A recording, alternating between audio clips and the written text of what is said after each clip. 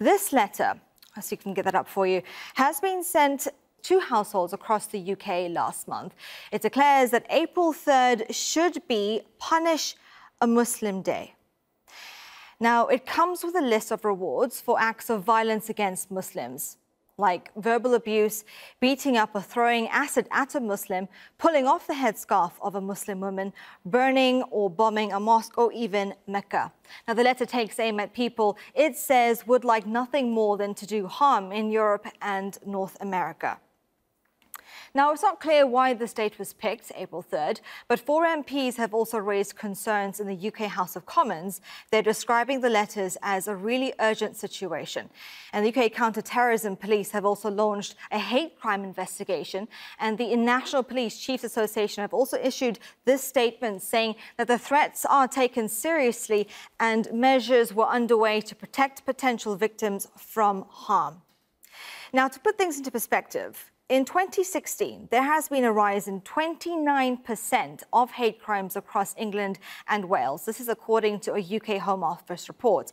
It also defines that hate crime is an offence motivated by hostility or prejudice towards a victim's race, religion and sexual orientation. Now, previous incidents against the Muslim community in particular have included arson and acid attacks, as well as hate mail sent to mosques and schools.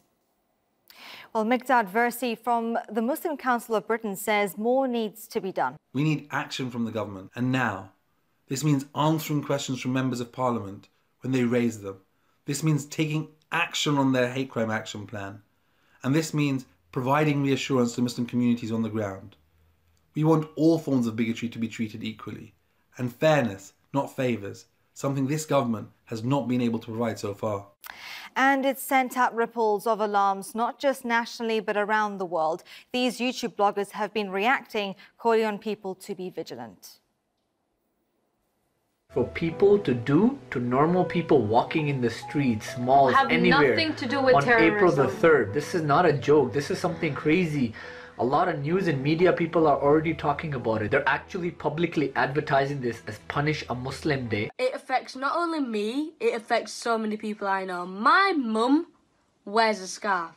And if my mum's scarf got pulled off, it would honestly affect me. Be careful on the day. If you are travelling or if you are going out, look after the women especially, and the women should look after the men too, because I need a bit of help too. And yeah, that is it. Just be careful, right?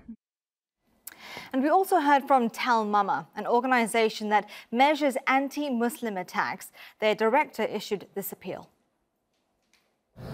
Hate crime in the UK is on the rise. That's why we need all communities to come together to tackle hatred and to stand for each other in the coming days and months. We do urge communities to report any incidents that they feel they have come across that might be minor, whether it's to Tell Mama or to the police. We also ask communities to all be upstanders against the hate and intolerance that they see, rather than bystanders.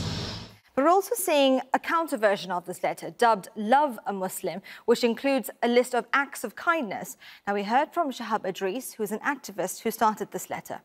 Came up with this idea the following day after we heard about the Punish a Muslim Day letters, that we need to respond in a proactive, positive way to create some positivity out of this sheer negativity that was very, very alarming. So Love a Muslim Day was created. So instead of inciting violence and terror in the hearts and minds of the Muslim communities, we wanted people to commit random acts of kindness. Now, users online are calling on people to stand united for peace and against Islamophobia, with some even planning counter events as well. So what do you think needs to be done to tackle hate crime? Tweet me at Raheela Mahomed or use the hashtag AJNewsGrid.